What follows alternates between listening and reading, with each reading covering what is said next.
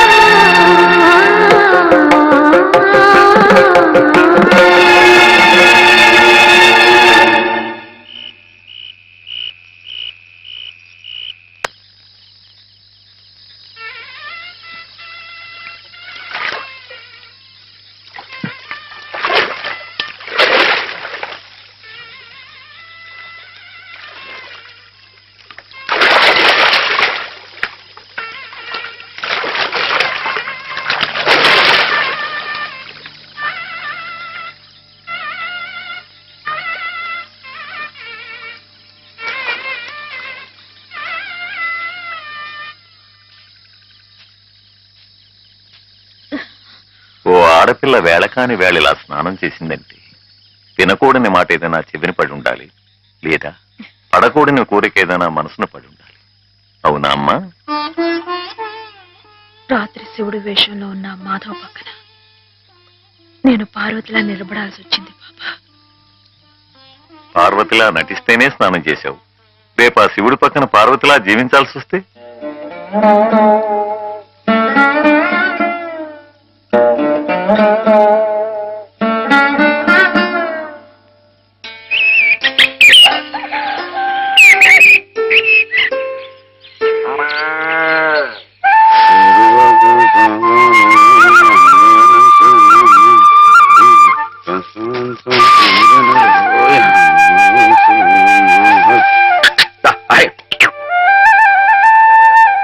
హేమా, పెద్ద ముత్తైదువులు ఆ చీరేమిటి? పాల కోసం ఆ బిందె ఏమిటి? ఏమైంది నీకు ఇవాళ? ఏం కాలా, నేను వెళ్ళి నీళ్లు తీసుకొస్తాను, నువ్వు వెళ్ళి పాలు తీసుకురా. రోజు నువ్వు వెళ్ళి పాలు తీసుకొచ్చేదానివి, ఇవాళ కొత్తగా ఏం మార్పు వచ్చింది? నిన్నటి ఆదివారం వెళ్ళిపోయి వాళ్ళ సోమవారం వచ్చింది, అదే మార్పు. పెద్ద మాటలు. నేనెప్పుడో నీళ్లు తీసుకొచ్చేసాను, నువ్వు వెళ్ళి పాలు తీసుకురా. టైంకి సరిగ్గా కాఫీ అందకపోతే ఒక్క నిమిషంలో సోమవారాన్ని మంగళవారం చేసేస్తాడు నాన్న. నువ్వు వెళ్ళు.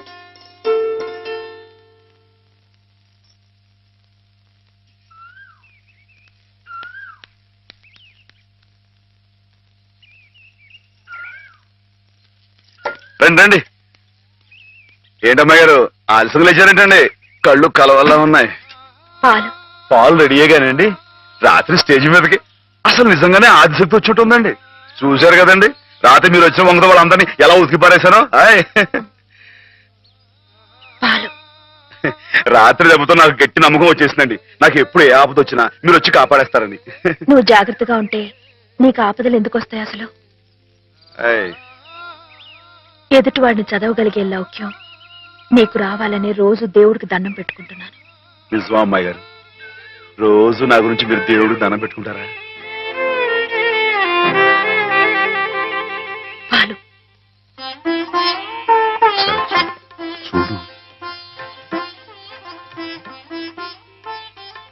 బాగుంది నాన్న. బాగుందండి. శుభం. మరి అబ్బాయికి అమ్మాయి నచ్చింది కాబట్టి ఆ ఇచ్చిపుచ్చుకోవడాలు కూడా మరి ఎవరండి బాబు అబ్బాయి గారికి అమ్మాయి గారు పాస్ అయిపోయి సరే అండి, మరి అమ్మాయి గారికి అబ్బాయి గారు పాస్ అవ్వట్లేదు ఏంటండి? అయ్య బాబా. వెళ్తాం గారు మిమ్మల్ని కొంచెం అలా బయటికి రండి. రండి. అమ్మాయి గారు మీకు పెళ్లి కొడుకు అన్ని విధాలా నచ్చితేనే ఈ పెళ్లి జరుగుతుంది, లేకపోతే జరగదు. చెప్పండి, మీకు అబ్బాయి నచ్చాడా?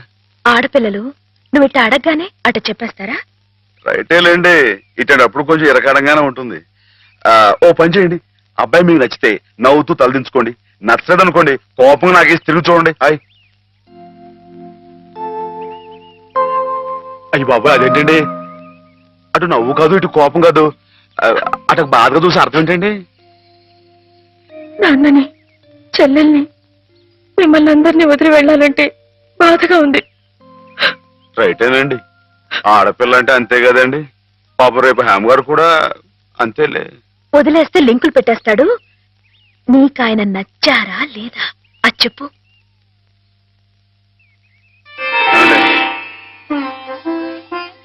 పాస్ అయిపోయినట్టే. మా అమ్మాయి గారికి అబ్బాయి గారు పాస్ అయిపోయారండి. ఇక పెళ్లి ఏర్పాటు చేసేసుకోండి. శుభం. అయితే కట్న కానుకల విషయాలు కూడా మరి ఏమండో మేమే బంగారం లాంటి ఆడపిల్లలు ఇస్తుంటే ఇంకా ఎదురుగుతారండి బాబు. నువ్వు ఊరుకో. సంతలో పశువుని పెట్టి బేరం ఆడినట్టు నన్ను మధ్యలో పెట్టి బేరం ఆడడం నాకు సుతరాం ఇష్టం లేదు. నేను అలా బయట నుంచి ఉంటాను, మీరు మాట్లాడుకోండి. మా వాడు చిన్నప్పటి నుంచి అంతేలేండి. కొన్ని పద్ధతులున్న మనిషి, మధ్యతరగతి వాళ్ళం కదా. తప్పని తెలిసినా కొన్ని బాధ్యతలను నెరవేర్చడానికి కొన్ని పనులు చేయక తప్పదు. మరి ఏమంటారు బావగారు? అవన్నీ ఎందుకండి, ఆ పుచ్చుకునేది ఏదో ఒక ముక్క మా మనసులో వేయండి. ఒక 50,000 అయితే సబబుగా ఉంటుందంటారు. సరే బావగారు, మీ సంబంధం మాకు నచ్చిందండి. త్వరలోనే ముహూర్తాలు పెట్టుకుందాం. వస్తామండి. నమస్కారం. విన్నావటే 50,000 కట్టం కానీ ఒక క్షణం ఆలోచించకుండా ఒప్పేసుకోండి మీ అన్నయ్య గారు. అంతటితో ఆగుతుందా? లాంఛనాలని అవని ఇవని ఇంకా అమాం బాపతు ఇంకో 10,000 దేగుతుంది. కాస్త దేగితే మాత్రం తప్పే ఉందండి, మంచి సంబంధం అనుకున్న తర్వాత. ఒరే డబ్బు గురించిన ఆలోచన ఎందుకు బాబు గారు? ఈ ఇంటిని అమ్మేస్తాను. జోకులు ఎత్తున్నారా బాబు గారు? లేదయ్యా, నిజంగానే అమ్మేస్తాను. తాతల నాటి ఆస్తి ఈ ఇంటిని అమ్మేస్తారా? అవును బాబు గారు, నా కుర్రాడు నచ్చాడు, అతని క్రమశిక్షణ నచ్చింది. ఈ రోజు లెక్కల ప్రకారం వాళ్ళు ఏమీ ఆకాశంలో లేరమ్మా, చాలా సబబుగానే అడిగారు. అయినా రేపు మీరు మాత్రం అడగరా? మీరు అడగకపోయినా నా బాధ్యతగా నేను ఇవ్వద్దా చెప్పండి? అందుకే ఇంటిని అమ్మేసేయాలనే నిశ్చయానికి వచ్చాను. మీ ఎరుకలో ఏదైనా మంచి బేరం ఉంటే చూడండి బాబుగారు. కాస్త ఇంటిని శ్రద్ధగా చూసుకునే మనుషులను చూడండి.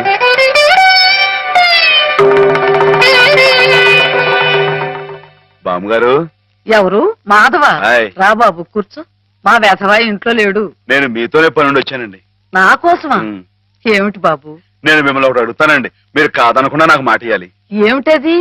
ముందు మాట ఇవ్వండి, తర్వాత చెప్తాను. సరే మాట ఇస్తున్నాను. ఏమిటో చెప్పు. ఇదిగోండి, ఈ డబ్బు తీసుకోండి. డబ్బా? హాయ్. ఎందుకు? ఇది మీ డబ్బుగా బాబు గారికి మీరు ఇవ్వాలి. నా డబ్బుగా బాబు గారికి ఇవ్వాలా? హాయ్. ఎందుకని? లలితమ్మ గారికి మంచి పెళ్లి సంబంధం కుదిరిందండి. 50,000 దాకా కట్నం అడిగారు. ఆ డబ్బు కోసం బాబు గారు ఇల్లు అమ్మేస్తున్నారు. ఇల్లు అమ్మేస్తే ఆయన ఏమైపోతారు పాపం? అందుకే కదండి ఈ డబ్బు ఇస్తున్నాను. నాకు ఎప్పటి నుంచోనండి బాబు గారి పుస్తకం వచ్చేయించాలన్న చిన్న ఆలోచన ఉందండి.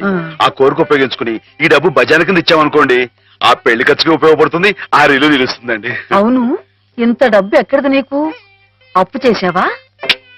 నాకు ఆవులున్నాయి కదండి, అందులో కొన్ని అమ్మేశానండి, మిగతావేమో బేరం పెట్టాను. ఇలా అన్ని అమ్మేసుకుంటే నువ్వేం తిందామని. మళ్ళెవరే మీరంతా లేరేంటండి? మీ ఇంటికి వస్తే ఓ ముద్దు పెట్టరా? నాకు ఈ సాయం చేసి పెడతారు కదండి. మారేడు దళం శివుని పాదాలు తాకాలంటే ఏ చేతులు కాదంటాయి? ఎంత దొడ్డ మనసురా నాయనా నీది. ఏమిటి బామ్మగారు, నా కావ్యాలను మీరు వచ్చి అది కాదు బాబు గారు, మా వారు బోరుడు హైవేస్ నాకు వదిలి వెళ్లిపోయారు. అనుభవించడానికి నేను నా మనవడు మిగిలాం. ఆ డబ్బు ఇలాంటి పుణ్యకార్యాలకు ఉపయోగిస్తే నా జన్మ తరిస్తుందనిపించింది. బామ్మగారు ఏంటండి పొద్దునే జన్మలు అయ్యి అంటున్నారు? నాన్నగారు పుస్తకాలన్నీ బామ్మగారు అచ్చు వేయిస్తారట మాధవ. అయ్యో బాబోయ్, ఎంత శుభవార్తేనానండి. అనండి బాబు గారు, ఇక రామాయణం మహాభారతం పక్కన పేటేసో కూర్చుంటాయి మీ పుస్తకాలు. కానీ కానీ నా పుస్తకాల మీద మీకు రాబడి పెద్దగా ఉండకపోవచ్చు బామ్మగారు. మాకు పైసా రాబడి రాకపోయినా పర్వాలేదు బాబు గారు. ఒక మహాకవి రాసిన అపురూప గ్రంథాలు వెలుగు చూడాలి. మీరేమిటో మీ కళానికున్న శక్తి ఏమిటో 10 మందికి తెలియాలి. ఏం మాధవా? లక్ష విలువ చేసే మాట అన్నారండి. ఆ మాటతో పాటే భజానగా ఇంత ఇప్పించేస్తే ఈ విషయం పాస్ అయిపోద్దండి. మాధవ, బేరాలు ఆడడానికి భజనాలు పుచ్చుకోవడానికి ఇది నువ్వు పశువుల సంతకెళ్ళి చేసే పశువుల బేరం అనుకున్నావుటయ్యా. ఇటువంటివి నచ్చవు నాకు. రైటే బాబు. ఎప్పుడు ఆవులు గేదెల మధ్య గడిపేవాడిని. అంతవరకు ఆలోచించాను. తప్పే. మాధవేం తప్పుగా అనలేదు బాబు గారు.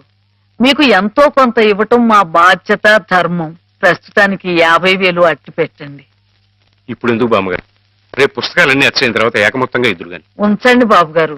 పెద్దమ్మాయి గారు పెళ్ళని కూడా అనుకుంటున్నారట కదా, దేనికైనా అక్కడికి వస్తుంది. బామ్మగారు మాట కాదనకండి బాబు. ఉంచండి, మన అవసరం పాస్ అయిపోతుంది. ఇచ్చేయండి.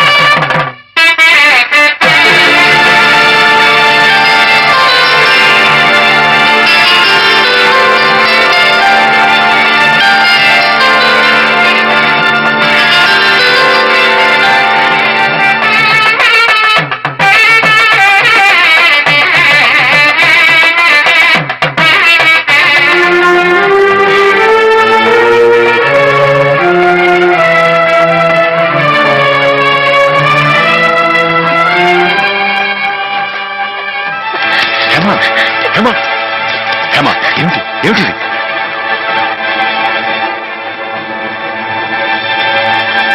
ఏంటండి అమ్మాయి గారు, ఏమైందండి? ఏం లేదు.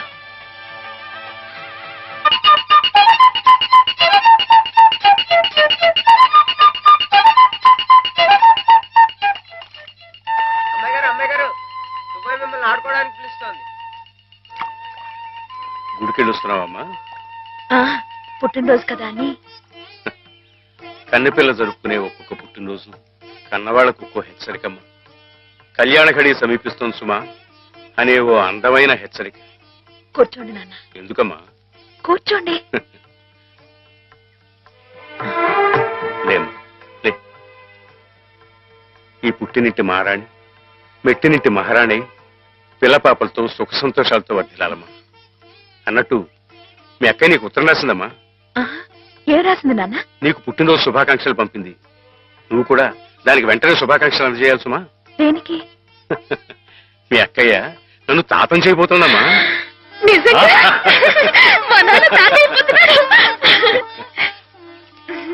బామ్మగారు వచ్చారేమో, ఒకసారి వాళ్ళ ఇంటికి వెళ్ళి చూసొస్తానమ్మా.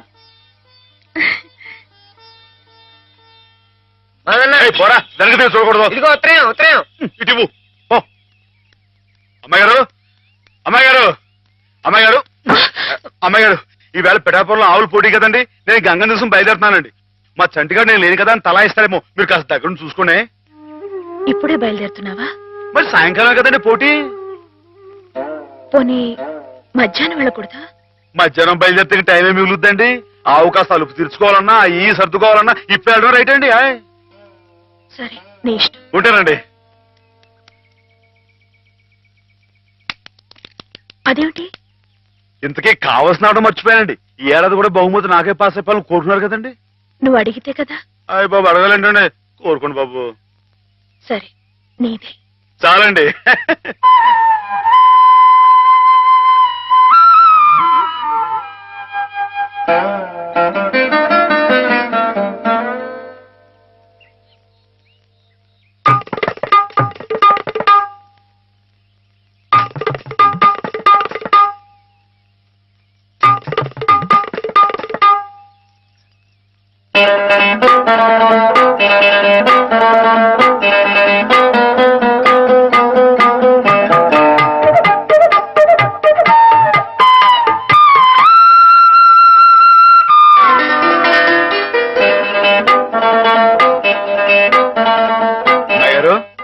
అమ్మాయి గారు, అమ్మాయి గారు, అయ్యో ఇంకా పడుతున్నారేంటండి? ఈవేళ మీ పుట్టినరోజు. లేవండి, అబ్బా లేవండి, రండి కూర్చోండి. ఇదిగోండి ఈ అన్నపూస ఒంటికి రాసుకుని, ఈ మేగడతో మొహం రుద్దుకుని, ఈ పాలతో తలారా స్నానం చేయండి. పాలతో స్నానం చేయడానికి నేనేం దేవతనా? కాకపోవడం ఏంటండి, అంతకన్నా ఎక్కువేనండి. రానంటే చంపేస్తామని వచ్చాను కానీ లేకపోతే వాళ్ళు వచ్చేవాడు కదా బాబు. ఏం పాపం? అంతర్వేది వెళ్లాల్సింది. ఎందుకో? మా ఆవిడ సముద్ర స్నానం చేద్దాం రమ్మంది. ఏమిటి విశేషం? ఇవాళ కార్తీక పౌర్ణమయ్యా బాబు. అందుకే కాబోలు అమ్మాయి గారు మధ్యాహ్నం వెళ్ళకూడదా అన్నారు. బండిలకు తిప్పు. దేనికి? ఇవాళ అమ్మాయి గారు పుట్టినరోజే బాబు. సుమనస్సుడు. నమస్కారం బాబు. నమస్కారం అమ్మా. ఎప్పుడు వచ్చారు? ఉదయమే వచ్చాను బాబు గారు. ఆహా. యాత్రల్లో ఎవరో కళ్ళ డాక్టరు పుణ్యాత్ముడు కళ్ళు ఆపరేషన్ చేసి బాగు చేశాడు. అలాగా? అందుకే 4 రోజులు ఆలస్యమైంది. నాన్నగారు మీరు ఎప్పుడొస్తారా అని ఎదురు చూస్తున్నారు. దేనికి? పెద్ద మనసుతో మీరు పెళ్లి సమయానికి అందజేసిన డబ్బు ఆ శుభకార్యానికి ఎత్తు వచ్చినట్టుగా సరిపోయింది. అందుకుగాను మీకెప్పుడు రుణపడి ఉంటానండి. అంత మాట అనకండి బాబు గారు. నా పుస్తకాల మీద సర్వసహా హక్కుల్ని మీకు ధారాదత్తం చేస్తున్నట్టు పత్రం రాయించాను. సాయంకాలం ఆ పత్రాన్ని పుస్తకాన్ని మీకు అందజేస్తాను. వద్దు బాబు గారు, అంతటి సన్మానానికి తగను నేను. ఆ కాగితంలో మాధవ్ పేరు రాయించి అతనికి ఇవ్వండి బాబు. మాధవ్ పేరా? అవును బాబు గారు, నేను మీ దగ్గర అబద్ధం ఆడాను. గంగలో మునిగిన కేదారనాథుణ్ణి చూస్తున్నా నేను తప్పు చేశాననే బాధ నన్ను తొలిచేసింది. నేను తమకిచ్చిన డబ్బు నాది కాదు. మాధవ ఆవులు నమ్మేసి డబ్బు తెచ్చి నాకిచ్చి తను ఇస్తున్నానంటే మీరు తీసుకోరనే భయంతో నేను ఇస్తున్నట్టు అబద్ధం ఆడించి మీకు ఇప్పించాడు. మాధవ? మన మాధవ? మీ ఇల్లు మీ చెయ్యి జారిపోకూడదని వాడి తపన. మీ పుస్తకాల్ని వాడి డబ్బుతోనే అచ్చు వేయించాలని వాడికి ఎప్పటి నుంచో కోరిక. అందుకే పుస్తకాలకి బయానా రూపంగా కొంత డబ్బిస్తే మీ ఇల్లు నిలుస్తుందని అలా చేశాడు బాబు గారు.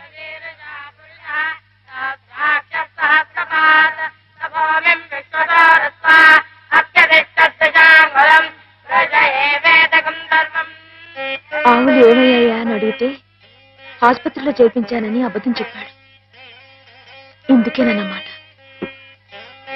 మన్ను తినలేదని ఆ రోజు గోపాలుడు చెప్పిన అబద్ధం పెంచిన తల్లిని పునీతురాల్ని చేయడానికైతే మమత నిండిన ఈ గోపాలుడు ఈనాడు చెప్పిన అబద్ధం పెంచిన పంచని 10 కాలాల పాటు చల్లగా నిలపడానికమ్మా.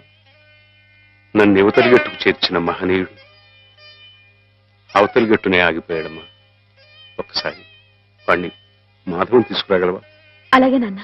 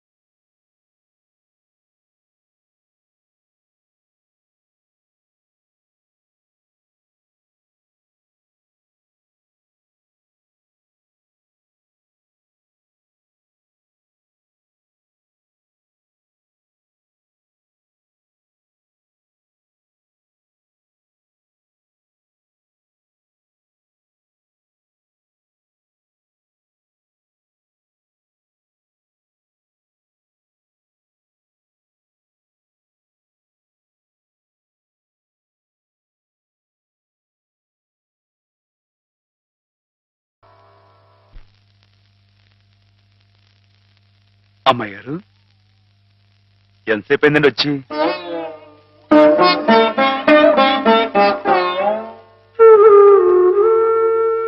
ఏంటమ్మాయి గారు అలా కొత్తగా చూస్తున్నారేంటి? నువ్వు చాలా కొత్తగా కనిపిస్తున్నావు మాధవ. అయ్యే బట్టలు, అదే పని, అదే మొహం. నేను కొత్తగా ఊరుకోను అమ్మాయి గారు. నాన్నగారు నేను వెంటనే తీసుకురమ్మన్నారు. అలాగా, పదండి.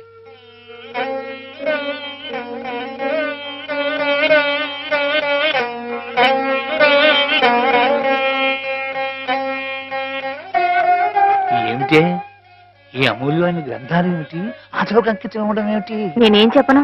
మామయ్య మంచి పని చేస్తున్నాడు అన్న.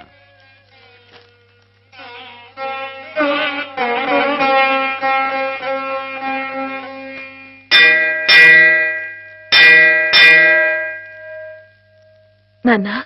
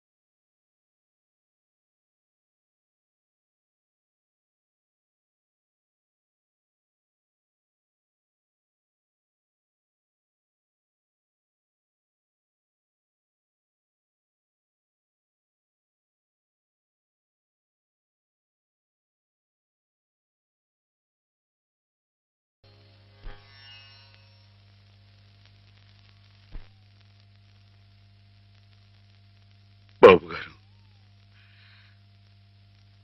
బాబు గారు, నాకు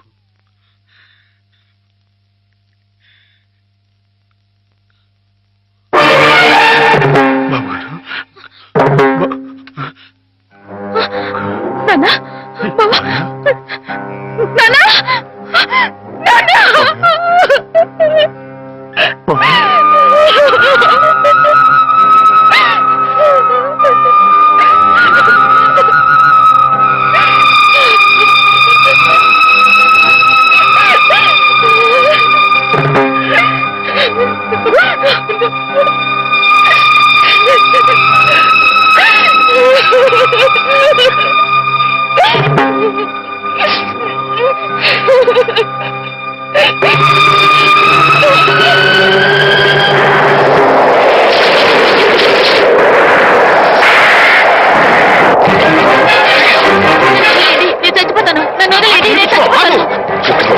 ఎందుకు చచ్చిపోవాలనుకున్నాను? నాకెవరూ లేరు బాబు గారు. నీ పేరేమిటి బాబు? మాధవయ్య. చూడు మాధవ్, దిక్కులేని వాళ్ళకి దేవుడే పెద్ద దిక్కు. మనం పుట్టింది బతకడానికయ్యా, చావడానికి కాదు. పద, నాతో పాటు మా ఇంట్లో ఉందిగా. నేను ఉత్తినే ఉండను, ఏదైనా పనిపించండి, చేస్తాను. అలాగే పనిపిస్తాను. పద.